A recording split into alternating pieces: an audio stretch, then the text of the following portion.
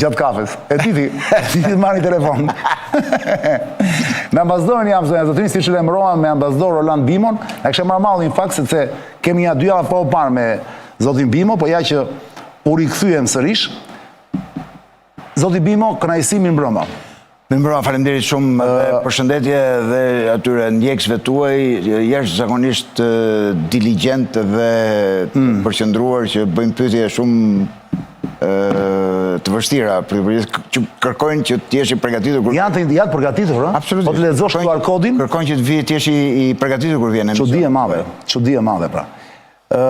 Dhe i falenderoj shumë. Është një komunitet shumë i madh te QR kodi, që bën pyetje duke që ndjekin aktualitetin pararealisht, në formën e tyre po e ndjekin, e kupton, dhe janë kurioz. Ky kurioziteti mua më gëzon shumë. Ambasador, kuriozitet disi me mendim, jo. Me mendim pra. Eksakt. Me mendim dhe me dyshim. Eksakt.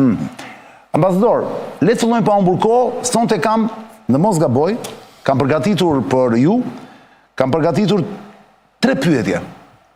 3 pyetje që kanë të bëjnë me aktualitetin, për t'i dekriptuar, për të hedhur dritë ambasador, sipas qasjes tuaj sigurisht, njeri me eksperiencë, 43 vjet në diplomaci, keni parë shumë vende, keni punuar në shumë vende të botës, duke filluar nga Kina në Amerikë dhe pastaj në disa vende të Europës.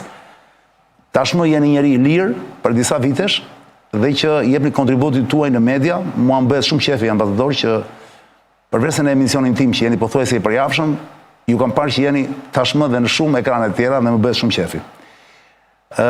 Fillojmë pa humbur kohë me pyetjen e parë për ambasadorin. Opa, kemi djalë të ri sot tek audio, tek teknikun e audios, dhe shiko se si ngatrohet, dhe ka për herë të parë ambasador. Unë e di tani ai po dirësit, është një gjendje kështu mallkon veten, thot mos pse. Shqyrë zotit që nuk e shohin njerëzit. Imagjino po t'i them emrin unë tani, si e ka emrin ky djalë Ledio? Unë tani bëhem për një moment kriminal. Edhe një bëjmë një provë, mos e vran mendje për çefin ton jemi. Jo, mos e thuaj emrin Ledio. Pyetje pa për ambasadorin, plasë sigla me muzikë në ekran. Jo, s'funksionon as radhe.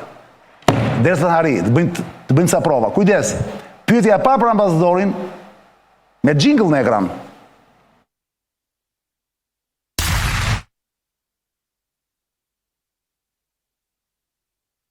Gabimi, vetëm gabimi të bën të ecësh para në jetë, vetëm dështimi. Mos harroni. Duhet dështosh mbi 10 herë që të fitosh një herë. Çfarë u vendos ambasador në Kinë, ikën Trumpi nga Kina, se s'folëm do të bash për të çështje, ikën Trumpi ku u prit në mënyrë madhështore nga Xi Jinping, presidenti i Kinës, dhe shkoi Putini ndërkohë. Putini kur ishte dje par dje? Dje. Çan televizia ambasador më bën një panoramë të përgjithshme para se të futemi në detaje, por shkurt. Me lejen tuaj dhe unë do të kërkoj edhe ndihmën tuaj për të shpjeguar një koncept që ndoshta nuk është aq i vështirë, por është një qasje ndryshe për të kuptuar çfarë ndodh në marrëdhëniet ndërkombëtare dhe në gjeopolitik. Ideja e raporteve të shtetit nacional me korporatat multinacionale. Do të thënë, po të shikojmë delegacionin e zotit Trump, ishte në shumicën e tij me miliarder të pasur, dhe në optikën e projekcionit mediatik, pothuajse zyrtarëve të qeverisë, nuk e dha pothuajse fare publicitet në krahasim me miliarderët. Përveç konceptit që sipas zotit president aktual të Bashkuara të Amerikës, ata që janë të pasur janë të mençur dhe atyre ju duhet besuar shumë, pavarësisht se në çfarë raporti qëndron pasuria me mençurinë, që ndoshta jo të gjithë shikuesit tuaj do jenë dakord me raportin. Nuk është gjithmonë kompatibël. Drejt për drejtë. Por sipas zotit Trump, kush është i pasur është i mençur, dhe prandaj i kishte marrë. Një pjesë e mirë e tyre janë tashmë në... Këtë koncept do mundohem të shpjegoj, po do kërkoj edhe ndihmën tuaj. Patjetër.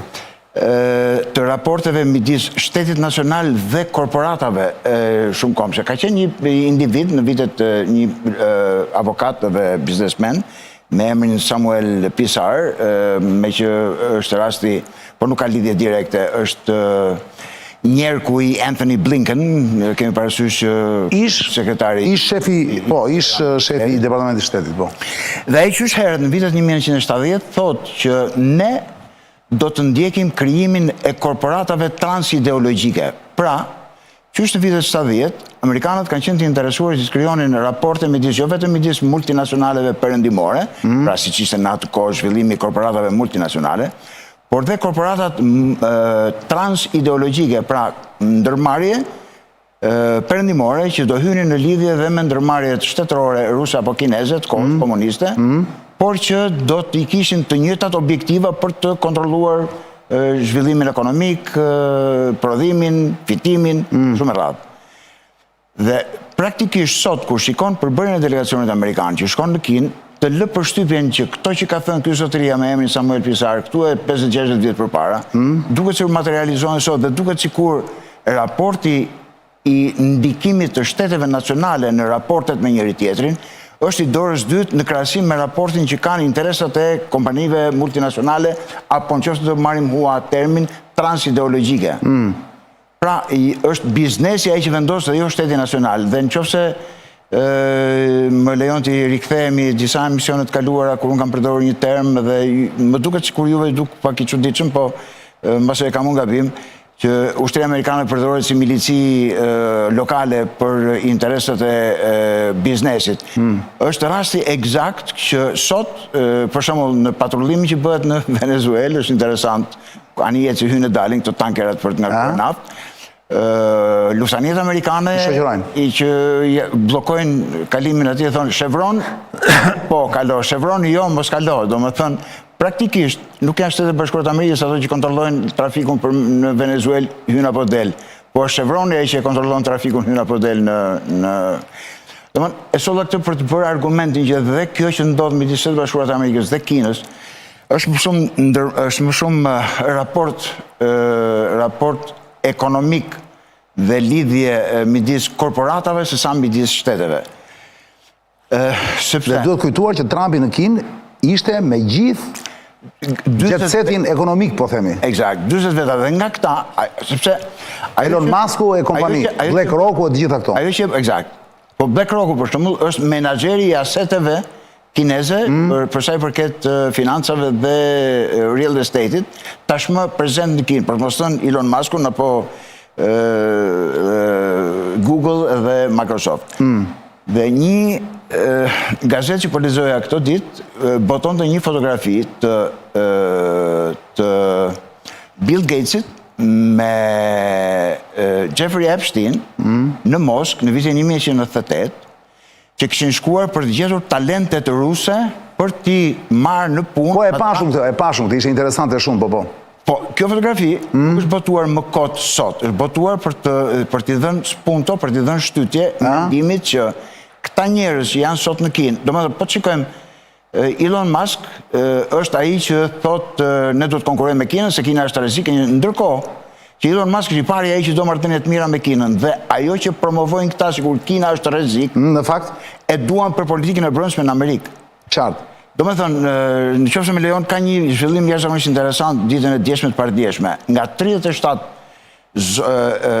gara për primaret për zgjedhjet e nëntorit, në 37 poste kanë fituar pasuesit e Trump. E parë si lajm, po.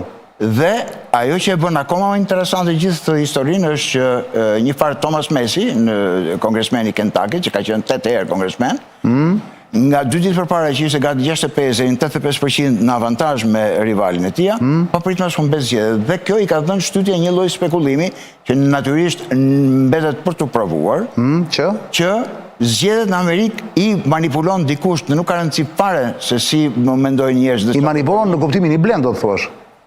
I manipulon, blen, shet, po i manipulon. Pra, nëse ky aparat që manipulon zgjedhjet do që të jetë zoti Çani apo zoti Bimo kandidat, e përcakton ai se kush do fitoj. Dhe intermezzo, për të shkëputur pak nga vetëm për t'i dhënë rëndësi argumentit, është që në gjithë të histori që po ndodh me luftën me Iranin, ka një spekullim që i thonë zotit president të Shtetit Bashkuar të Amerikës, mos e vrit mendjen për zgjedhjet e nëntorit, i kemi në xhep, Kështu që ne vazhdojmë rrugën që kemi nisur për Iranin derisa ta shkatrojmë, derisa ta zhdukim nga faqet dhe fare atë që duan izraelitët në raport me Iranin, sepse i thonë që nuk ka për të ndikuar faktori Iran në zgjedhjet e nëntorit, sepse frika kryesore e zotit president dhe kolegëve ti është që mund të kemë pasoja për negative për zgjedhjet e nëntorit. Pra në qoftë se zgjedhjet e nëntorit i kanë garantuar me mënyra tjera, sikurse provon primaret e javës së kaluar, do të thotë që presidenti ka duart e lira për të bërë si të dojë, sepse nuk është më i varur nga zgjedhjet. Tash ti rikthehemi konceptit të raportit midis korporatave transideologjike apo transnacionale dhe shtetit nacional. Shteti nacional, në fakt, në optikën time, por të lexuar, jo se e kam shpikur unë, ka vite që ka ceduar jashtëzakonisht shumë. Për shembull, nëse të kthehemi luftës në Irak, Shtetet Bashkuara të Amerikës kanë pajtuar kompani private për të ushtruar dhunë në emër të shtetit amerikan, që do të thotë tipari kryesor i shtetit nacional ka qenë që nga revolucioni francez, që dhuna ishte pronë e shtetit nacional. Nuk mund ta ushtronte kudo. Shtetet Bashkuara të Amerikës e bën outsource, kontraktuan kompani dhe i thanë që do veproni juve ushtarakisht në emrin tonë. Si bëri Rusia me trupat Wagner, apo të vetmin që nuk kanë bërë akoma këtë punë janë kinezë, do presim që ta bëjnë edhe ata me siguri në këtë rrugë, ja. Kështu që kompetencat e shtetit nacional janë jashtëzakonisht të reduktuara. Kështu që kur themi zotit Trump çfarë realizoi në Kinë, do të kemi parasysh çfarë realizoi Jensen Huang i Nvidia, çfarë realizoi zoti Musk, çfarë realizoi BlackRock apo e tjerë me radhë. Çfarë arritën ata të çfarë marrëveshjesh bën? Eksakt. Që parë në këtë këndvështrim, në situatën e përgjithshme, sepse megjithëse unë pa thënë që rëndësia e shtetit nacional është dobësuar, paksuar, nuk mund ta injorojmë. Kështu që fakti që zoti president ishte në Kinë, krijoja atë lloj atmosfere bisedimesh me presidentin kinez shumë miqësore dhe mbi të gjitha unë do doja që të nënvizoja sa të mundur më shumë respektin që ai tregoi ndaj presidentit kinez, çka është gjëja më themelore për kinezët. Kinezët duan respekt. Për të parë foli me letër Trumpi. Dhe në rast pa i bërë elozhe, udhëheqësi i madh. Ishte urt Trumpi në Kinë. S'kishte kështu, nuk ishte shumë... Në këtë këndvështrim ishte jashtëzakonisht, të themi, diplomatikisht korrekt. Pra e pak fjalë për të mbështetur tezën tuaj dhe konceptin që sapo shpjeguat ambasador, që më duki i qartë, më duk kristal. Besoj që ta kenë kuptuar edhe ata që na ndjekin. Unë besoj që po, sepse ata që e rëndësishme është ta kenë kuptuar, ata që mund ta kuptojnë, ata se kuptojnë. Gjithsesi bën kurioz. Mund ta themi me pak fjalë që Kina, aktualisht po flasim, përveç se është kthyer në një qendër diplomatike e botës, është gjithsesi, është gjithashtu, konfirmohet me këto takime, ikën Trump, shkon Putini, si një qendër ekonomike e botës dhe financiare apo jo? A mund ta themi këtë gjë? Po, mund ta themi, por ka një diçka që unë do doja të bëja një dallim nga mënyra se si e projekton shtypi perëndimor këtë pozicionim të Kinës. Më është dukur jashtëzakonisht me interes një shpjegim që i ka bërë Ferit Zaharia i CNN-it, pyetjes nëse Kina është në garë për supremaci botërore, dhe ai thotë që jo. Dhe e shpjegon me dy element interesante, para me atë të raporteve ideologjike që Amerikanë dhe Britanik janë protestant, kristian, misionar, ndjejnë veten sikur janë misionar që i ka dërguar Xhezuja që të përhapin krishtërimin edhe demokracinë në botë, shtytje të cilën kinezët nuk e kanë. Dhe nga ana tjetër, ndoshta ajo që është më e rëndësishme, Ferit Zaharia thotë që kinezët nuk janë gati. Pra, në një emision që ata kanë transmetuar për muaj dhe vite me radhë në televizionin e tyre qendror, kanë vënë në dukje se sa gabim është të nxitosh, siç bëri Bashkimi Sovjetik, pa patur supremaci ekonomike, të nxitosh duke u bazuar ke supremacia politike apo ushtarake. Pra, nga ana e zhvillimit ekonomik, kinezët ende nuk e ndjejnë veten që janë në një barazi ekonomike me Shtetet Bashkuara. S'kemi ardhur kur të Vučićevit. Nuk kemi ardhur, eksakt. Dhe prandaj kjo është gjë Prandaj Xia ja përmendi Trump. Falenderoj që e përmendë.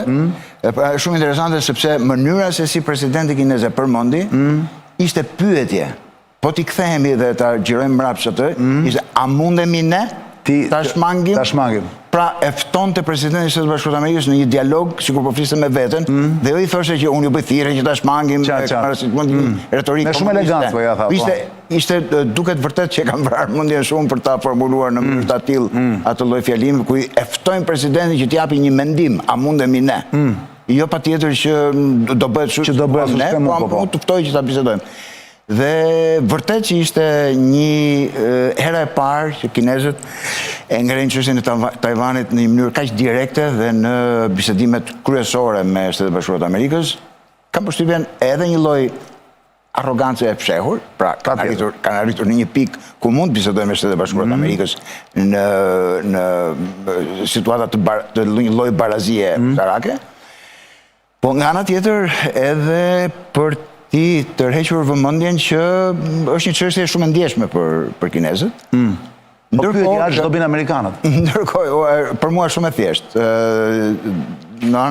Amerikanët do bëjnë kush ka më shumë lek. Pra në qoftë se kanë marrë tashmë një paketa e ndihmave ushtarake për Tajvanin ishte 25 miliardë. Po si kanë dhënë akoma? 11 i kanë marrë amerikanët, 11 miliardë.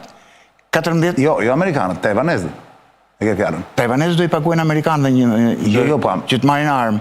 Jo, unë di që armë do t'i çonte Trumpi, ka bërë marrëveshje Trumpi të çojë armë Tajvan. Po, Tajvani do pagoj lek. Ato pagunte, po, patjetër. Po, amerikanët do marrin lek. Shikoj, gjithë historia amerikanëve. Trumpi si ka çuar akoma pra. Dhe në deklaratë që ka bërë, Trumpi ka thënë ende, pra nuk jep përgjigje. S'ka çuar armë akoma. Po pra, paketa ka qenë 25 miliardë.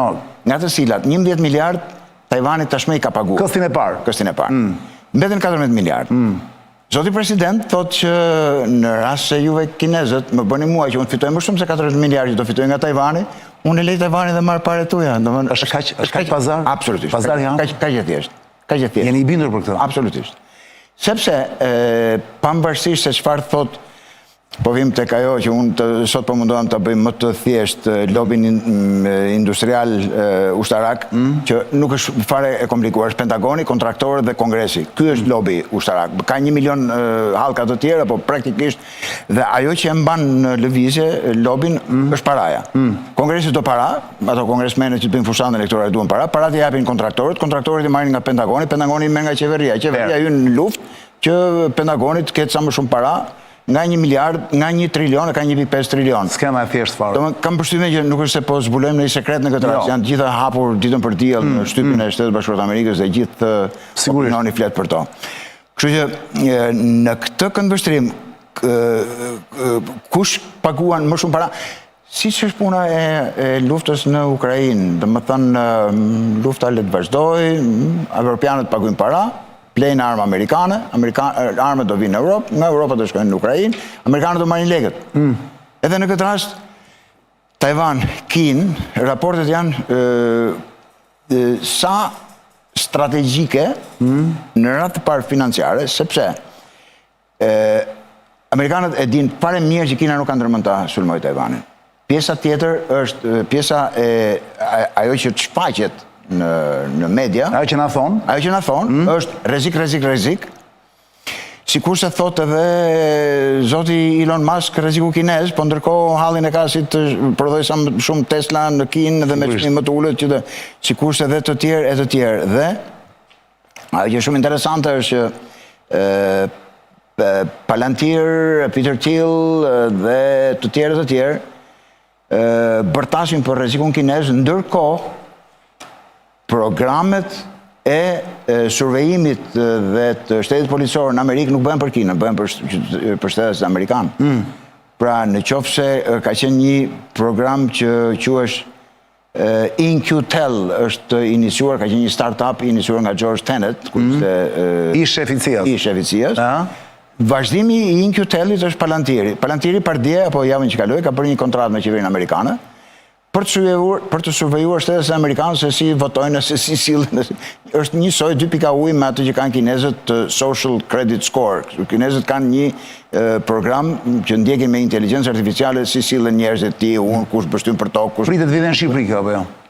Në një formë do shta më bazike. Në mos ka ardhur, digital ID dhe digital banking janë tiparet e këtij lloji sistemi të survejimit të njerëzve. Se për janë e për to ka shkruar Rama, do flasim pas pak në Japoni. Dhe në Korenë e Jugut. Kështu që në këtë këndvështrim, për tensionimin e situatës ndërkombëtare, vizita ishte jashtëzakonisht pozitive në Shtetet Bashkuara të Amerikës dhe Kina tash i zbresim në planin e shteteve nacionale, po e ka përcejmë atë që shpjeguam deri tani korporatave. Në planin e shteteve nacionale, situata është shumë më pozitive, të dy shtetet po bisedojnë me një tjetrin, ka një ulje tensioni.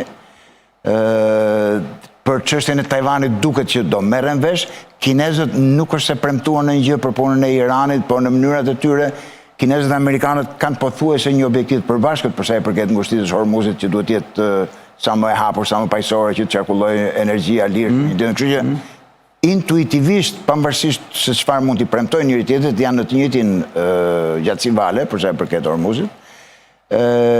Problemi themelor që ekziston në marrëdhëniet midis të dy vendeve ka një ombrellë e cila i bën kinezët jashtëzakonisht mosbesues në amerikanëve, sepse ende në Shtetet Bashkuara të Amerikës është në fuqi doktrina ku për të ruajtur hegemoninë amerikane, Shtetet Bashkuara të Amerikës do godasin një Rusin, ta bëjnë me vete, dhe pastaj duke pasur Rusin me vete do godasin Iranin, dhe pastaj duke pasur dhe Iranin dhe Rusin me vete do godasin Kinën, dhe në këtë mënyrë duke i bërë regime change në Rusi, në Iran dhe në Kinë, që ti kenë të gjitha me vete, do jetojnë të lumtur që këtë jetutje për gjithë kohën, domethënë. Kjo është ajo që quhet sekuenca strategjike e Shtetet Bashkuara të Amerikës e proklamuar nga një... Po kjo projektohet si frikë nga kinezët, thonë jo, apo jo? Nuk është ndodhi kështu vërtet. Projektohet si frikë nga kinezët. Po, jo, e kanë amerikanët, nuk është se kinezët e kanë shpikur këtë.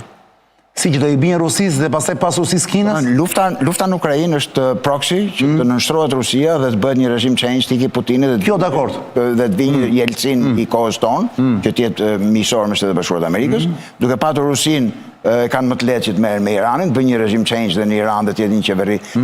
Po nuk pa arrihen këto objektive, ende kundërta po ndodh. Nuk pa arrihen pra, sepse fakti që ekziston kjo lloj strategjie nga Shtetet Bashkuara të Amerikës i ka bërë bashkë këto shtete, Rusin, Iranin dhe Kina dhe Korenë e Veriut, dhe rezistenca e tyre është përtej pritshmërisë që mendojnë amerikanët se këta mund të rezistonin kaq shumë. Dhe prandaj nuk kanë ecur gjërat ashtu siç duhet sipas mendimit të Wes Mitchell, këtu në vitin 2019 ka qenë një asistent i Departamentit të Shtetit që ka botuar të doktrinën amerikane të sekuencës strategjike se si do të binin dominot njëra pas tjetrës. Por duhet të thënë që kinezëve nuk është se e hanë sapunin për djathtë aq kollaj, domethënë janë një shtet, janë një kom, një civilizim mira vjeçar dhe këto gjëra i mbajnë mirë shënim. Po t'jetë puna për nga ana geopolitike, geostrategjike, kinezët janë armiq betuar me rusët, se rusët ju kanë marrë territor, nuk përputën as gjikundi me përsa i përket anës kulturore dhe civilizimit. Kinezët nga ana tyre në këto 20-30 vjet, jo 30, sa u bëjnë? Nga 70-ta, janë gati 50-60 50-60 po thuajse. Janë shumë të indoktrinuar apo të, le të themi, nuk e di s'po vjen term tjetër, të helmuar në thonjza nga ideologjia amerikane. Sot një kinez është shumë më interesuar të marrë paratë që kanë Kinë, të ikin Shtetet Bashkuara të Amerikës, se sa në Rusi. Se sa absolutisht në Rusi. Pra midis Moskës dhe Washingtonit, ju të demokratë një kinez gjithë Washington. Absolutisht. Kështu në këtë këndvështrim dhe kishte një vëzhgim shumë interesant, dhe thoshte që raportet midis Kinës dhe Rusisë janë top-down, ndërsa raportet midis Kinës dhe Amerikës janë down-up. Top-down, do me thënë, nga lartë poshtë? Nga lartë poshtë, pra janë qeverit ato që kanë marrëdhëniet mira midis Kinës dhe Rusisë, janë ato që bëjnë marrëveshje, që nxisin studentat, që shkenca, që e kurudha, që linja, që është kjo pipeline e gazit dhe naftës. Kurse përsa i përket Kinë-Amerikë, janë njerëzit kinezë që do duan që dëshërojnë me gjitha mundësit që kanë, që të shkojnë të studiojnë Shtetet Bashkuara të Amerikës, të investojnë në Amerikë. Siç vinë në Europë. Siç vinë në Europë. Qartë. Kështu që në këtë këndvështrim janë strategjikisht kinezët me rusët, nuk është se afatgjat kanë interesat përbashkëta. Është pikërisht kjo lloj strategjie amerikane që i ka vënë ata në bashkëpunim me njëri tjetrin. Dhe në qoftë se na kujtohet, ka pasur një shprehje të presidentit aktual Shtetet Bashkuara ku e akuzon paraardhësin e tij që ka qenë aq budalla, përdor edhe terma akoma më të rënda, por nuk është vendi për t'i përdorur, që me politikën e tij jo të mençur ka bërë që rusët u bashkuan me kinezët. Pra po të kishte qenë zotnia që është aktualisht president, nuk do ta kishte lejuar këtë gjë, do të bënte një politikë shumë më të mençur që të mos i lejonte që rusët dhe kinezët të ishin aleat me njëri tjetrin. Atë që në fakt donte të bënte, ose më mirë arritë e hodhi për të parë Kissinger apo? Kissinger, po, bashkë me Nixon, po. Ambasador, dhe për ta mbyllur këtë fabul, ishte perl panorama që më bëre, ta them pa vërtet, sinqerisht, shumë e bukur, gjithë analiza që më bëre, se ishte komplete, nuk lam asnjë pikë, na ka mbet vetëm një gjë e vogël, Putini në Kinë. Dim gjë për çfarë shkoi tani, pa ishte vizite para thuash e programuar? Vizita ishte e programuar. Nuk e di nëse më takon mua të flas me këto lloj termash, po për mua ishte jashtëzakonisht shumë shqetësuese. Pse? Sepse siç po zhvillohen ngjarjet në Ukrainë, Rusia është në studim të situatës nëse mund të eskaloj, mund të përshkallëzoj veprimtarivet ushtarake në territoret e NATO-s apo për një sulm shkatërrues në Ukrainë. Sepse janë disa zhvillime kohët e fundit. Para Ukraina është shumë më e suksesshme në goditjet që po bën. Fundit ishte i papar. Eksakt. Në goditjet që po bën në territorin rus. Dhe disa analistë që ndjek unë kanë vënë në dukje faktin që nga lufta e dytë botërore është Ukraina ajo që ka guxuar të hyjë në territorin rus, sikurse ishte inkursioni në Kursk vitin e pra të godasë një vend me fuqi bërthamore. Kështu që Ukraina çfarë po ndodh realisht? Interesante shumë kjo që po ndodh. Sipas rusëve është më shumë teknologji perëndimore mbështetur nga perëndimi dhe dronët që janë kaq të avancuar që ata nuk i kapin dot, që po godasin Moskën apo objektive. Rrethinat e Moskës, po. Janë të prodhuar në perëndim.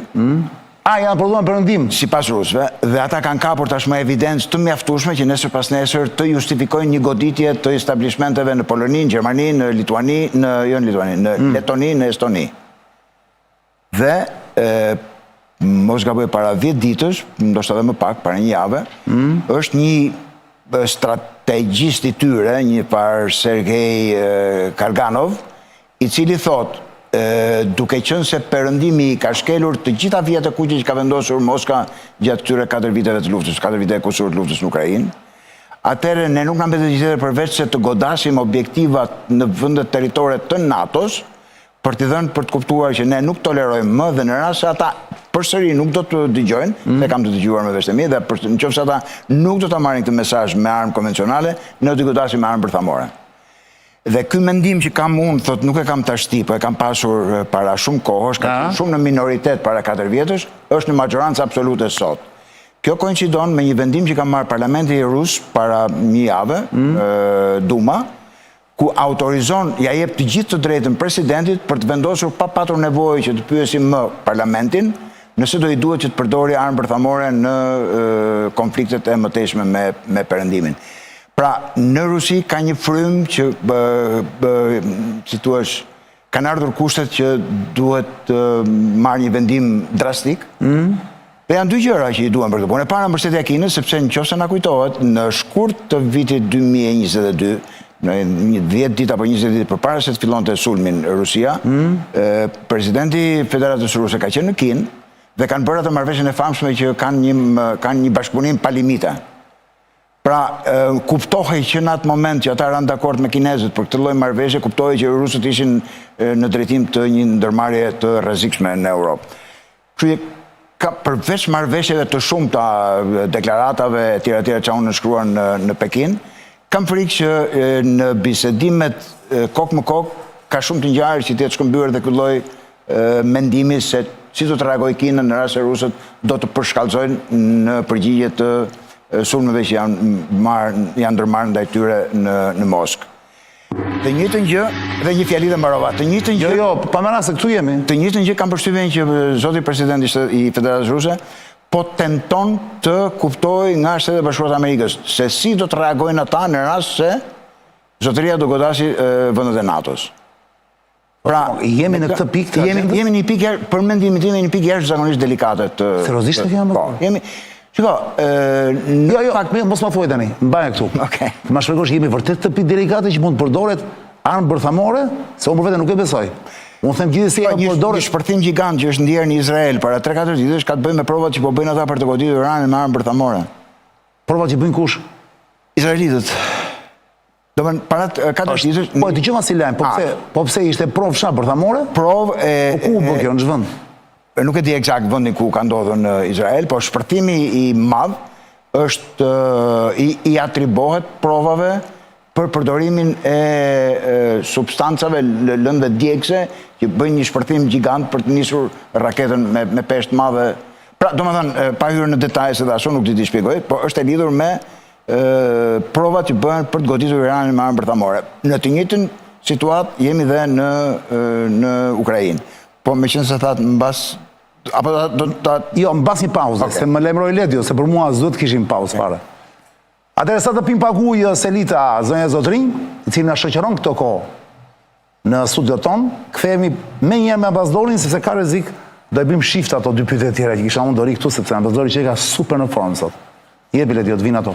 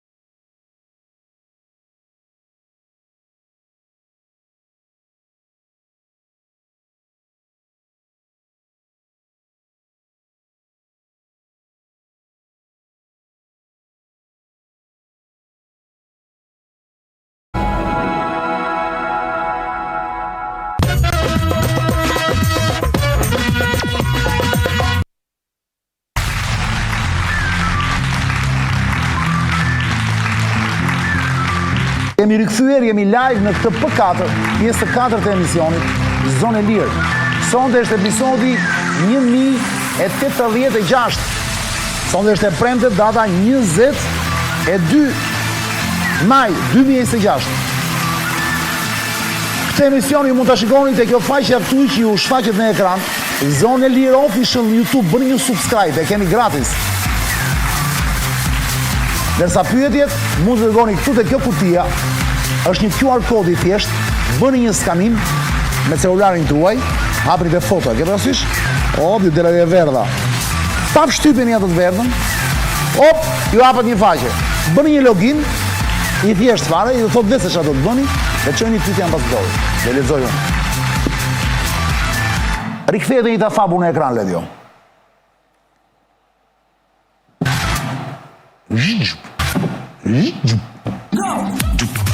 Bravo.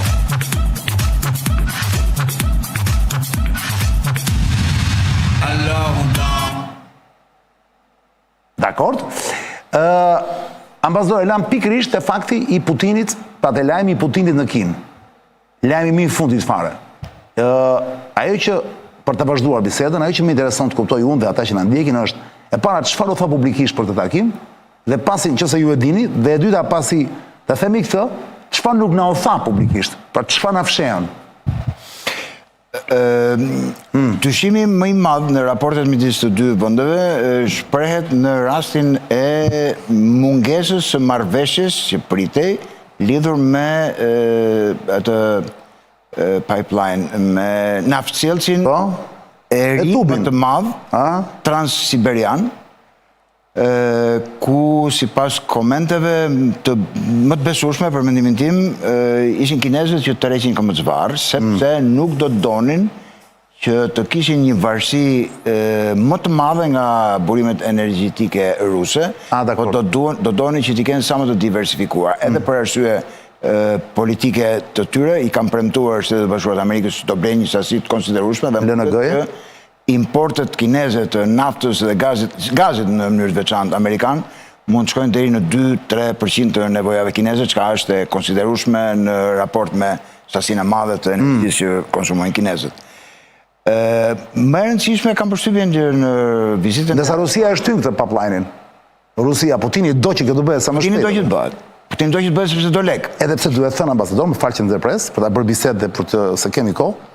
duhet thënë që në fakt Rusia ka shumë mundësi që Kinës t'ia shesi me një çmim të privilegjuar gazin e vet apo jo? Në raport me të tjera. Ana geopolitike, geostrategjike, le të themi, Rusia është ka ilë që ta shesi edhe me gjysmë çmimin boll që ta ketë varur Kinën nga i vet. Kështu që në këtë lloj varësie geostrategjike, janë kinezët ata që duan të mos jenë të varur. A ja vlen të jemi kaq të varur apo jo? Kjo është pyetja. Sepse unë kam parë me shumë interes edhe marrëdhëniet shqiptaro-kineze dhe ajo që ne nuk kemi ditur të menaxhojmë është momenti ideologjik i marrëdhënieve midis shteteve. Ne kemi besuar në atë kohë, ne kam parasysh udhëheqjen shqiptare të kohës, që marrëdhëniet ndërshtetërore do duhet i bindeshin marrëdhënieve ideologjike, por nuk është kështu, nuk ndodh kështu. Geopolitika është biznesi më mizor, më i pashpirt dhe më që nuk me parasysh asnjë gjë, jetë njerëzish, stuhira, nuk ka kufi, vërtet. Është një makiavelizëm i gjallë, nëse Machiavelli është simboli i poshtërsisë, po themi, po ndërkohë kam përshtypjen që edhe Machiavelli më shumë paralajmëronte se sa rekomandonte. Sigurisht. Po, domethënë, kjo është situata për sa i përket napsjellësit siberian. Ngjarja më e rëndësishme në gjatë vizitës së Putinit, përveç marrëveshjeve për tregtinë, për shkencën, arsimin, ku diun çfarë të tjera që u nënshkruan, të dy liderat nënshkruan një të ashtu quajtur deklaratë e përbashkët mbi multipolaritetin. Pra, në një farë mënyrë hedhin bazat e asaj që marrëdhëniet ndërkombëtare nga sot e tutje, sipas tyre, bazohen në parimet e botës multipolare. Po të shikojmë çfarë fshihet pas kësaj. Të dy palët kanë thënë që problemi më i madh që ka situata ndërkombëtare e botës sot është që Shtetet Bashkuara të Amerikës janë një fuqi kaq e madhe dhe është detyra jonë si Rusi dhe Kinë që ta kthejmë këtë fuqi në normë dhe të jetë një fuqi si gjithë të tjerat, por të jetë një fuqi kaq e pakontrolluar dhe kaq shumë herë më e madhe. Po të shikojmë nëse do të realizohet buxheti 1.5 trilion dollar i vitit financiar 26-27, i bie që Shtetet Bashkuara të Amerikës të harxojnë për mbrojtjen sa 37 vendet e tjera mbas tyre të marra së bashku, përfshi dhe konkurrentët e tyre kryesor Rusi dhe Kinë. Pra, shpenzime ushtarake kolosale të një vendi i cili tashmë ka shpenzime ushtarake kolosale. Në këtë këndvështrim bashkëpunimi i tyre merr trajtat e një përpjekje për një baraspesh, por në kushte dëshpërimi, sepse është e pamundur që të bëjmë baraspesh ushtarake me Shtetet Bashkuara të Amerikës. Rusia apo e Rusia dhe Kina të dy bashkë. Kjo deklaratë më shumë është parimore, ku i tregojnë Shtetet Bashkuara të Amerikës që nuk jeni ju të vetmit që bëni ligjin në botë, po duhet për çështje të ndryshme të marrëdhënieve ndërkombëtare të merret edhe mendimi jonë. Dhe në fakt nisur nga kompleksiteti i situatës ndërkombëtare, Shtetet Bashkuara të Amerikës nuk janë më në gjendje që të veprojnë si të duan ata, sidomos në pjesë të botës që janë përtej hemisferës perëndimore. Në hemisferën perëndimore nuk i sfidon njeri, pra siç e keni parë, nuk është se pati në një deklarim kështu i çfarë për Venezuela. Pra janë ndarë zonat e influencës tonë ju ambassador, janë ndarë zonat e influencës. Duket që po. Po, domethënë Alaska, takimet e ndryshme. Por ti dhënë spunto kësaj që thatë. Po jap një info njerëzve që na shohin tani, teleshikuesve të zgjuar. Të dyja palët, po flasin gjithmonë për takimin e Putinit tani me Xi në Kinë. Ishte dje për dje. Të dyja palët, Xi dhe Putin, u shprehen se marrëdhëniet sino-ruse, do të thënë kinezo-ruse, janë në nivelin më të mirë dhe më të konsoliduar ndonjëherë në histori. Xi i tha Putinit në fjalën e tij, 2 pika, po titoj Xin. Bota sot është shumë e rrezikshme, thot Xi. Rrezikojmë të kthehemi në epokën e ligjit të xhunglës. Vazhdon Xi. Duhet punojmë së bashku për të kundërshtuar bullizmin hegemonik, thot Xi. Duhet të mbështetemi te OKB dhe e drejta ndërkombëtare, vazhdon Xi. Duhet të koordinohemi në Këshillin e Sigurisë së OKB-s, thot Xi. Nga Putini mbeti proverbi ose fjala e urtë e lashtë kineze që ai përdori në hapjen e fjalës tij, duke i thënë Xis, 2 pika, citoj Putinin. Një ditë larg njëri tjetrit duket si 3 vjeshta, i ka thënë Putini Xis. Nëse që na mori madhesh në pak fjallë apo jo. Po. Strategjikisht, mbeti që nuk u arrit një marrëveshje për gasjellës nga Rusia në Kinë. Pra, është fol për të punë, po marrëveshja nuk u arrit, ambasador. Sepse sa duket është kjo që thoni ju, Kina është akoma në dilemë, ç'të bëj? Po sepse, për shembull, le të marrim një moment konkret të raporteve midis fuqive të mëdha. Kina është e interesuar që të kufizoj fuqinë e dollarit si monedha e rezervës botërore. Po nga ana tjetër, nuk është e interesuar që ta shkatërrojë totalisht, sepse gjithë sistemi ekonomik financiar botëror që funksionon sot është në interes të Kinës. Dhe ata duan ta kufizojnë, por në një mënyrë të shkallëzuar, të matur, dhe duan të mbrohen nga ajo që i ka ndodhur rusëve, ku në një moment caktuar, kur ata sulmuan Ukrainën, Shtetet Bashkuara të Amerikës ju ngrin 300 miliard dollar që i kishin në bankat e ndryshme, pra të themi, termin anglisht është weaponization, domethënë kthimin armë i instrumentave financiare, që në fakt kanë dëmtuar shumë edhe Shtetet Bashkuara të Amerikës dhe Bashkimin Evropian. Kështu në këtë këndvështrim, bashkëpunimi i këtyre të dyve, më duket e përmenda edhe pak më përpara, është më shumë një veprim i detyruar si punë e teoremës policëve, që kur jenë mes dy policëve do është në drejtimin e tyre. Edhe në këtë rast, janë Shtetet Bashkuara të Amerikës me politikën e tyre të bulizimit të këtyre vendeve, i ka bërë këto bashkë. Dhe në fund të ditës më vjen më mbar të rikthehem pa fuqishmërisë së presidentëve të Shtetit Bashkuar të Amerikës për të ndjekur një politikë të jashtme të pavarur në interes të nacionit, kombit, shtetit, popullit amerikan dhe më shumë në interes të oligarkëve, korporatave, të pasurve dhe të atyre që kanë në dorë atë stock exchange, atë bursën e Shtetit Bashkuar të Amerikës, sepse praktikisht gjithë rritja ekonomike e Amerikës sot bazohet tek bursa, nuk bazohet tek prodhimi. Dhe në qoftë se zoti presidenti premtoi popullit amerikan që do të shtonte vendet e punës, në 1 janar të këtij viti kishte 100.000 vende pune më pak se sa kur zoti president mori pushtetin. Apo ato që premton kaq trilion investime, nuk shikohet asnjë që të ketë një rezultat konkret në ekonominë amerikane. Dhe po çikoj i gjithë retorika e tij për sukseset ekonomike mbështetet në bursë, e cila është një fluckë e madhe që mbahet kryesisht me investimet që bëhen në inteligjencën artificiale, e cila nga ana e saj, dhe ky është një moment shumë interesant në dallim midis Kinës dhe Shtetit Bashkuar të Amerikës. Nëse kinezët po e përdorin inteligjencën artificiale për të përmirësuar prodhimin, në kundërshtim me atë që besohet gjërësisht që kinezët janë më të prirur për ta përdorur inteligjencën artificiale për të survejuar popullin e tyre, janë më shumë amerikanët që po krijojnë një palantir apo një inteligjencë artificiale që monitoron amerikanët se sa janë kinezët. Dhe po të shikojmë përdorimin e inteligjencës artificiale në Amerikë nuk është aq e lidhur me prodhimin sa ç'është në Kinë. Po kjo inteligjencë artificiale është një fluckë financiare në Shtetet Bashkuara të Amerikës, e cila nuk dihet se kur do pëlqasin, kur do çfryhet.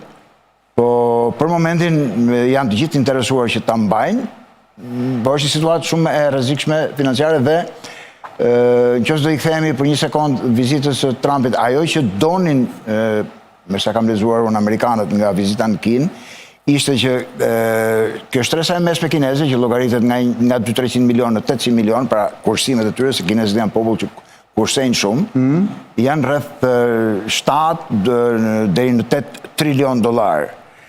Dhe BlackRock, i cili është praktikisht në Kinë në rolin e menaxhimit të aseteve të ndërmarrjeve kineze, kërkon hapësirë më të madhe dhe besohet që zoti Trump në biseda të ngushta i ka kërkuar presidentit kinez liberalizimin e tregut financiar kinez, që të kenë mundësi që yuani, zhemimia kineze, të fluktuojë më lirshëm, pra të jetë më e ekspozuar. Si e quajtët? Zhemimbi ose yuan. Yuan i thonë zhemimbi. Zhemimbi i thonë kinezët para tyre. Se do kujtuar që ti ke punuar, ju keni punuar ambasador në Kinë në vitet para rënies komunizmit në Shqipëri. Keni bërë edhe shkollën atje? Edhe shkollën. Kështu që Por deri tani kuptohet që çmimi që kërkojnë kinezët për hapjen e tregut financiar të tyre duket më i lartë nga sa mund të afrojnë amerikanët, që do të thotë një togë fjalësh tjetër për Tajvanin. Do më thënë, në rast se presidenti amerikan do thotë që më duket se kemi bërë bisedë edhe më përpara. Dhe se kemi bërë asnjëherë. Domethënë, raporti i fjalëve mbështetje dhe kundërshtim. Pra, për momentin, amerikanët thonë që nuk e mbështesin pavarësinë e Tajvanit.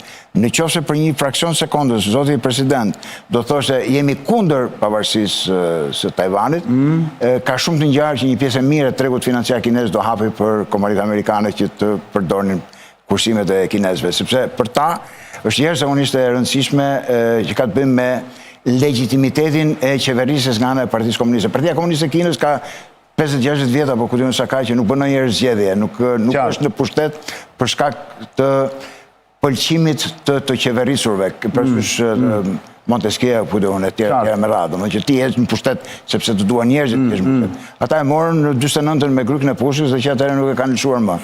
Ama mënyra se si legjitimojnë veten e tyre në pushtet është që përmirësojnë nivelin e jetesës. Pa i mend një kinez që kishte një restorant në Budapest diku në vitet 95-96, më thoshte mua dhe një kolegu nga Gjermania që kemi qenë bashkë student në Kinë, thoshte ju jeni paksa jo në rregull nga trut e kohës që kërkonit që unë të jem kundër Partisë Komuniste të Kinës, ndërkohë që Partia Komuniste e Kinës mua më ka bërë të pasur, sepse Partia Komuniste e Kinës i kishte dhënë një pasaportë, i kishte dhënë ca para, kishte ndihmuar që të ngulej në Budapest dhe kështu me radhë. Kështu që legitimiteti i qeverisjes së tyre buron nga e para përmirësimi i nivelit jetesës dhe e dyta nga çështja kombëtare. Dhe Tajvani është pjesë e çështjes kombëtare. Kështu nëse Xi Jinping arrin, presidenti kinez, arrin dhe i merr presidentit të Shtetit Bashkuar të Amerikës një fjalë jo mbështetje, po kundërshtim, është kundër pavarësisë së Tajvanit, do ishte fitore e madhe. Gjë që nuk ndodhi, të paktën publikisht. Nuk ndodhi dhe nuk ka për të ndodhur. Nuk do ndodhi thoni. Nuk ka për të ndodhur, sepse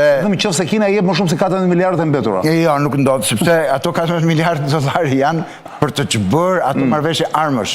Qartë. Nuk janë për të ndryshuar. Ambasador, për ta mbyllur emisionin, sepse nuk do t'ju lodh më shumë, rikthehemi dhe pak tek ajo që fillua të ministrit pak më parë, para pauzës. Te marrëdhënia Moskë-Pekin. Më thatë që ju shikoni shumë të rrezikshme këtë vizitë të Putinit në Kinë, pikërisht dhe fillua të më thoshit për përdorimin e mundshëm, duket i vështirë, duket të disa anëve bërthamora ndoshta jo strategjike, po taktike. Ajo që kanë ndodhur në rastin e Izraelit, pak ditë më parë etj. Ajo që ka ndodhur në Rusi është që rusët pretendojnë që janë goditur nga dronë ukrainës që kanë shkuar në territorin e tyre nga Lituania dhe nga Letonia dhe Estonia. Është përgjështuar kjo gjë besoj, nga Letonia dhe Estonia. E ka përgjështuar Letonia dhe Estonia? Jo, nuk e kam përgjështuar, por thonë që ne nuk kemi qenë në gjendje të kontrollojmë hapësirën tonë ajrore, ka qenë ukrainësit që kanë shkelur hapësirën tonë ajrore dhe prej aty kanë goditur. Për çfarë do mbështetjen e Xis Putini? Këtë duhet të kuptoj, dhe ta kuptojnë e njerëzit. Sepse në rast të një përshkallëzimi lufte me NATO-n, mbështetja e Kinës qoftë edhe duke mos folur, sepse po të kemi parasysh edhe në sulmin në agresion. Siç nuk folin ndaj Iranit, në luftën e Iranit. Jo, siç nuk folin kinezët në agresionit të Ukrainës, domethënë nuk e dënuan. Pra Kina sot është aq e fuqishme sa mjafton mos flasi dhe i ka përnder. Po sepse nuk është Kina, mbas Kinës është gjithë ai që quhet jugu global. Janë Afrika, Amerika Latine, Azia Juglindore, që gjithë shkojnë mbas beriajt kinezëve sepse janë partnerit tyre kryesor dhe shumë interesante ajo që ka ndodhur në muajin e fundit gjatë për shkak të krizës në lindjen e mesme, të krizës energjetike.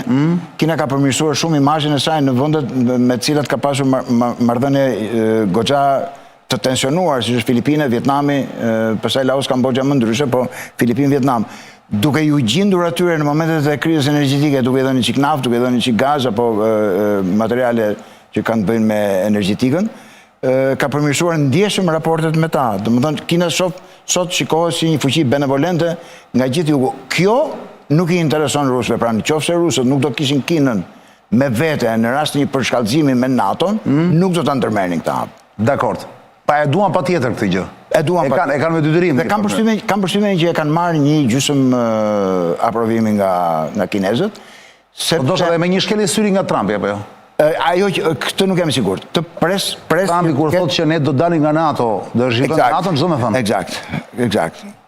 I thotë Putinit? Po kjo e bën situatën njerë... Tani unë po e paratizoj pak, po... Shiko, lufta, nuk e më mend eksakt se kur ka shpërthyer lufta parë botërore, po kam përshtypjen që deri 2 javë përpara, njerëzit kërcenin, këndonin, shkonin vizita ke njëri tjetri. Madje edhe gjatë luftës ndodhte kjo punë. Okej. Po edhe kjo më duket që nuk duhet të shqetësoj njeri me alarme falso. Pa merak se më shqetësojt njeri, ambasador. Po mua më duket situatë shumë shqetësuese për sa i përket, sepse Ministri i Mbrojtjes i Gjermanisë thotë që në 2029 gjalla vdek ne do bëjmë luftë me rusët. Deri atëherë do kemi arritur të armatosim mjaftueshëm që do. Këtë e thon gjithmonë sepse është për konsum të brendshëm, duhet për zgjedhjet e tjera. Jo, po ndërkohë po buxhetet ushtarake janë aty, Bundeswehri shkon nëpër shkolla militar industrial, pra e tham. Okej, mua më duket më shqetësuese sa thjesht propagandë. Më duket më shqetësuese sa thjesht propagandë. Jo, interes, mos është thjesht dhe ç'është interesi ekonomik. Dhe ajo që, domethënë, është sa negative, po unë e konsideroj pozitive sepse frenon konflagracionin e armatosur. Kam përshtypjen që për sa kohë të jetë Putin, ky presidenti aktual në Federatën Ruse, ai është më shumë i prirur që të presi që situata politike në vendet e Evropës perëndimore, sidomos në Britani, Francë dhe në Gjermani, të ndryshojë politikisht, të vinë në fuqi parti politike që janë në raporte më miqësore me Moskën, dhe të ndryshojë gjithë kjo armiqësi e Europës me Rusinë. Dhe kam përshtypjen që për aq sa lexohet në letra, janë atë një gjatësivale me Shtetet Bashkuara të Amerikës, sepse strategjia e sigurisë kombëtare e nëntor-dhjetorit vitit kaluar Shtetet Bashkuara të Amerikës thotë për Bashkimin Evropian që është burgu i popujve me fjalë tjera. Shtyplirit politike, suverenitetin e shteteve. Nuk e ka aq keq. Ambasador. Kam përshtypjen që do të jemi dakord bashkë. Po, totalisht. Bashkë poshtë, e sigur, nuk e di se sa janë ata që na shohin. Konti Monte-Cristos, për ta mbyllur emisionin pak të relaksuar, Konti Monte-Cristos shkruan tek QR kodi, ambasador, thotë para shumë vitesh mendoj që Japonia do ishte dominuesi i ekonomisë botërore. Por kjo nuk ka ndodhur dhe vendi është i bllokuar në kurthin e rritjes konstante. Shumë analistë, për të kuptuar se çfarë ndjek si shkeminezë e zotrinj, mjafton të dëgjoni se çfarë shkruajnë. Dakor? Ndërkohë që po të krahasosh me rrjetet sociale diarre që shikojnë në emisionet e tjera, si nata me ditën. Shumë analistë kanë filluar të bëjnë të njëjtin projekcion për Kinën, thotë. Nëse Kina nuk arritje GDP mbi 7%, nuk bën dot dallimin në ekonominë e brendshme. Çfarë mendimi ka ambasadori për të skenar? Në vetëm 60 sekonda që thua mundesh. Është jashtëzakonisht saktë. Në 7% që ka qenë kufiri që Partia Komuniste e Kinës ka pasur gjithmonë parasysh që poshtë kësaj shifre, priste gjithmonë që të kishte turbullira sociale në Kinë, nëse nuk do arrinte të kishte 7%. Diferenca me Japoninë është që Japonia ra në 85-ën për shkak të sepse u detyrua të bënte një marrëveshje financiare, e detyroi presidenti Reagan atë kohë, sepse praktikisht Japonia është e pushtuar nga Shtetet Bashkuara të Amerikës. Kina nuk është e pushtuar nga Shtetet Bashkuara. Dhe mendoj se padyshim që është shumë e kufizuar dhe ajo në të drejtat e veta sovrane, sepse nuk ka shtet sovran, gjithë janë të ndërlibarur nga njëri tjetri, por shumë herë më tepër sovrane se sa Japonia apo Gjermania në raportet me Shtetet Bashkuara të Amerikës. Sigurisht. Po, ato kanë pothuajse le ta themi marrëdhënie vasaliteti Gjermania dhe Japonia, nuk diskutohet. Vide shkruan, vide ose vajt. Mirëmbrëma çani, si mendon ambasadori Bimo, është Trump gati të lëshojë Ukrainën dhe Tajvanin për të marrë Iranin dhe Kubën? A mendon që është bërë kjo marrëveshje? Nuk besoj se këto korporatat transideologjike apo transnacionale bëjnë këtë lloj ndarje. Nuk e bëjnë të ndarje. Nuk ka një ndarje. Mi jep këtë jap atë. Jo, nuk besoj se ka një ndarje tillë. Problemi është që janë kinezët ata që nuk e duan Tajvanin, domethënë mbase unë jam shumë në diskordancë me opinionet me perceptimin që është krijuar, po kjo meriton një emision më vetë. Kinezët janë të interesuar që Tajvani të jetë kështu siç është. Po pse? E para është një problem që nuk ka gjetur zgjidhje, që ata do ta zgjidhin dikur dhe kjo, nëse unë jam kryefamiliar dhe familjarëve që prisnin do ta zgjidh unë këtë punë. Sigur do ta zgjidhësh nuk dihet asnjëherë, nuk ka për ta zgjidhur dot asnjëherë, po ama dhe këtë ka lënë dhe amanet edhe të Xiaopingit, ja lëm gjeneratave që vinë, se ne nuk e zgjidhim dot të problem. Kështu që dhe përse të krijosh një problem aty ku bizneset shkojnë e vinë, kineset investojnë, ata investojnë, hynë e dalin. Do me thënë, është njësoj, si të themi neve të shi që ne do duam të shirojmë Kosovën nga kush do të shirojmë Kosovën? Kush nga pengon neve që të kemi marrëdhënie biznesi? Duhet thënë, Tajvani dhe Kina kanë marrëdhënie biznesi me njëri tjetrin. Vetëm nga Shanghai nisin 100 avion ditë që shkojnë në Taipei. Mendo pastaj nga... Po këto mikrochipat gjëra që i bën Tajvani dhe nuk i bën vetë të tjera, ose i se bëjnë aq mirë sa ata, marrin kinezët, pra marrin dhe japin? Marrin dhe japin, patjetër. Çfarë alternative thot Admir DC, thot çfarë alternative ka Perëndimi për të frenuar dekadencën e tij, duke parë përçarjen e madhe që kanë ndërmjet USA dhe EU, do na thënë BE-s, armiq dhe vërtet duke se janë rënja demografike, thot, armiqët duke se janë rënja demografike, vazhdimi i vlerave demokratike e tjerë se sa rreziku i jashtëm. Kjo është tema ime më e preferuar, do shumë kohë për ta sqaruar. Kam pasur jashtëzakonisht shumë shpresë që zoti president aktual i Shtetit Bashkuar të Amerikës erdhi në pushtet, i mbështetur nga ajo pjesë e amerikanëve për të bërë këtë ndryshim, por nga sa shikojmë mbas një viti ka rënë totalisht në pozitat e globalistëve dhe të neokonëve dhe të establishmentit që ai do donte ta spastronte, siç premtojnë fushat, kështu që gjithë shpresat që ai do rikthente Amerikën e Lincolnit, McKinleyt, Rooseveltit, Ju thonë që nuk po e bën. Nuk po e bën, përkundrazi po e çon në drejtim. Po të shikosh i presidenti nga janari në shkurt ka bler 3700 tituj pronësie dhe mbasi ka bler aksione në bursë, ka thënë që bleni Dell, kompjuter Dell, dhe rezulton që ditën që ka bler aksionet të Dellit i bën propagandë, i bën promovim Dellit. Pra një president që bën para, duke qenë në zyrë, e ka mundin që të fitoj para, e ka mundin që të bëj ato reforma me cilat unis. Ç'të keqe ka ambasador që të jetë? Jo, që jetë president ose kryeminist piktor dhe shesi piktura njëkohësisht. Ka ndonjë problem? Oke, unë nuk do isha shumë dakord, por nuk është ky problemi im. Problemi im është që të bëj ato reforma për të cilat me të cilat erdhin në pushtet dhe i premtoj njerëzve. Dhe ndoshta po qese me shikon edhe ju të arsyeshme, në një ditë mund të flasim gjatë dhe gjërë, një temë që mua më pëlqen njerëzve shumë. Shnoqit lutem të ndaroj. Është kontradikta kryesore e kohës që jetojmë sot, është midis dy sistemeve të qeverisjes.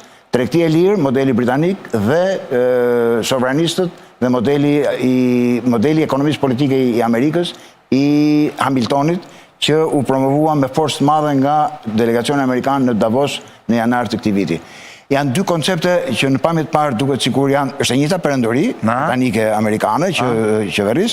Në fakt janë dy koncepte jashtëzakonisht larg njëra tjetrës për mënyrën se si qeveriset.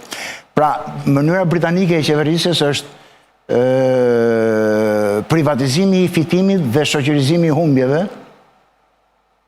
Pra këto partneritetet janë që privatit fitoj dhe pastaj nëse del gjëja me humbje, mblidhet gjithë shoqëria, gjithë shteti që të paguajë për to. Dhe ky ka qenë parimi i bankës Bank of England që u krijua në 1496. Parimi themelor ishte që të gjithë bankën e mbështeste parlamenti i Anglisë. Pra nëse deri në atë kohë ti mund të mbisje para sepse falimentonte banka, nga ajo kohë ti nuk humbet më para sepse duhet i paguaj populli anglez parat. Për fitimet i merr banka, i ndajnë aksionerët e bankës. E kuptova. Pra, këto janë dy modelet e ndryshme të qeverisjes dhe njerëzit sot në përbot mendojnë që fajin ja ka udhëheqja e tyre lokale, ndërkohë nuk ka faj udhëheqja lokale, fajin e ka sistemin ekonomik ndërkombëtar. Pra, nëse ne themi që nuk do ketë më janë të gjithë të lirë, është ekonomia e lirë e tregut. Ekonomia e tregut quhet me fjalë tjera race to the bottom, gara drejt fundit, që ne dhe maqedonësit duhet bëjmë konkurrencë me njëri tjetrin, nxjerrim syt njëri tjetrit që të tërheqim investimet e huaja dhe unë afroj më pak pag, ai tjetri afron më pak, unë afroj më kushte më të lehtësuese dhe nuk kam ashtu kërkesa për ambientin, vetëm aman hajteni juve. Pra, kapitali ndërkombëtar ka krijuar këtë lloj psikoze që unë vi ke juve, po t'jeni juve të aftë që të më thithni mua. Ndërkohë që secili vend ka resurset dhe ka burimet e veta të cilat mund t'i zhvilloj dhe asnjë vend i botës nuk është zhvilluar duke patur parasysh parimet e këtij modeli ekonomik. Po shikojmë gjithë tigrat e Azisë, njëherë i kohë apo Kore, Japoni, Kinë, të gjithë janë zhvilluar duke ngritur muret e tarifave për ato prodhime që i kanë parë ata që janë në gjendje të konkurrojnë. Sigurisht. Pra nëse korano-jugorët në vitin 1958-9 kanë pasur të njëjtat të ardhura për frymë se kemi pasur neve në Shqipëri. Por në atë kohë vendosën dhe thanë që çfarë dimë bëjmë ne dimë bëjmë hekur e çelik, motorrat më mëdhenj, anije, dhe thanë që okay, për gjitha këto produkte ne nuk lejojmë që të vinë importe nga jashtë, do i prodhojmë brenda. Fillimisht me humbje, por ama arritën, u bën konkurrues dhe kur arritën që të bëshin konkurrues, i hoqën pastaj tarifat. Nuk e di, mbase jam dakord. Është shumë shkurt ca parimeve që janë goxha kërkojnë kohë për të shpjeguar, po në përgjithësi nuk ke se si të zhvillohesh nëse ti nuk krijon kushte për prodhuesit e tu që të fuqizohen. Dhe kushtet që krijohen përmes tarifave dhe Shtetet Bashkuara të Amerikës përmes tarifave janë zhvilluar. Ambasador, kam shumë pyetje këtu, po nuk e di, a ja vlen që ti lexojmë sepse janë aq shumë do mbetet qefi njerëzve ndërkohë. Pa hajde për lexim dhe një të fundit. Dhe pastaj do e mbyllim. Thotë mi mbrëma zoti Çani, pyeteni pak ambasadorin, ju lutem, kur Washingtoni dhe Moska shkojnë te Pekini, kush e mban realisht pushtetin global? Kush e kontrollon, do të thotë ky? Kinezët janë gjithmonë në ngjitje, janë larg të qenit. Domethënë, Shtetet Bashkuara të Amerikës janë shumë me diferencë shumë të madhe nga Kina. Domethënë, projeksioni që kinezët po kapin Amerikën, janë këtu, janë atje, kam përshtypjen që është çik si e egzageruar.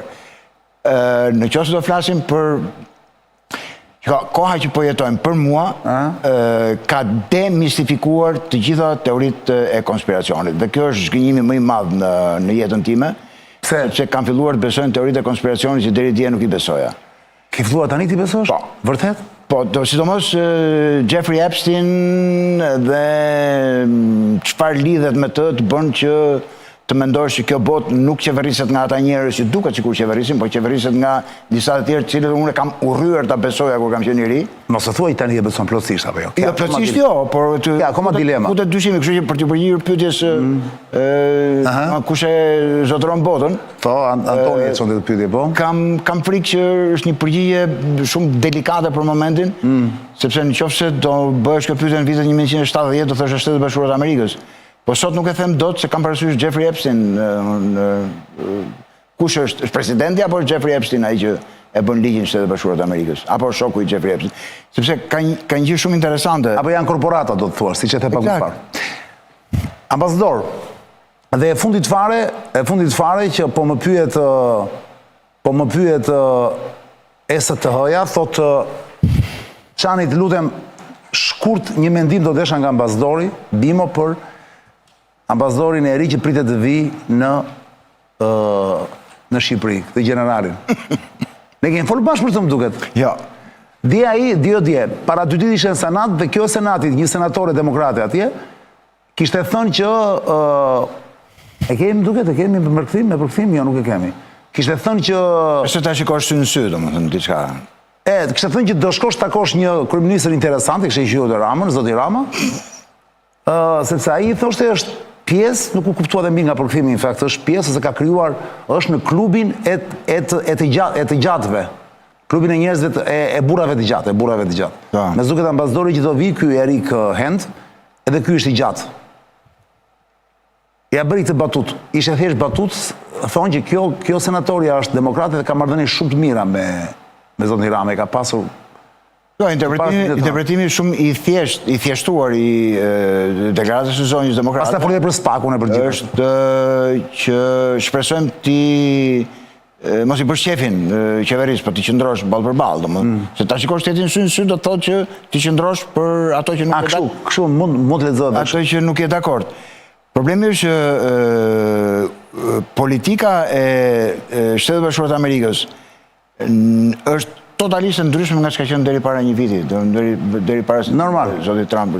Këta, sekretari i shtetit ka thënë që nuk na intereson fare ç'a ndodh në vendet e tjera të botës. Nuk kemi ndërmend të ndërhyjmë në punët e brendshme të shtetet e tjera. Kështu që në Shqipëri ky zotëria do ta ketë shumë të vështirë, sepse ne nuk e lëm. Do ta ngacmojmë në një mënyrë të tillë që do të detyrojmë që ky të jetë pjesë e problemeve tona. Por udhëzimet nga Washingtoni kam përshtypjen se ketë të prera që të mos ndërhy.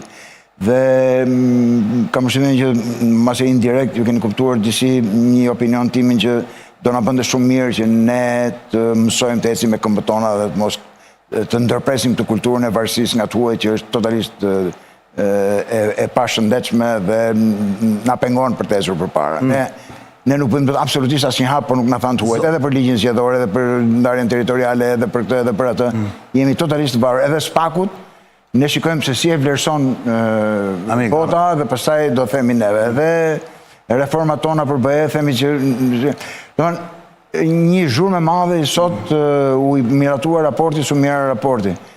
Unë shikoj që në Tiranë s'ka asnjë përparim milimetrik në drejtim të qeverisjes së Tiranës si një kryeqytet evropian. Që çfarë më intereson mua se u miratua raporti apo s'u miratua raporti. I bar Kopeler, Copeler, një tmerr i papar. Dgjoj, o ambasador, zoti Rama sipas jush ka nisur një tur aziatik, keni parë, ishte në Korenë e Jugut, dje ishte apo sot më duket në Japoni. A mos ndoshta ka shkuar atje dhe i ka thënë që Shqipëria është gati që të luftoj për të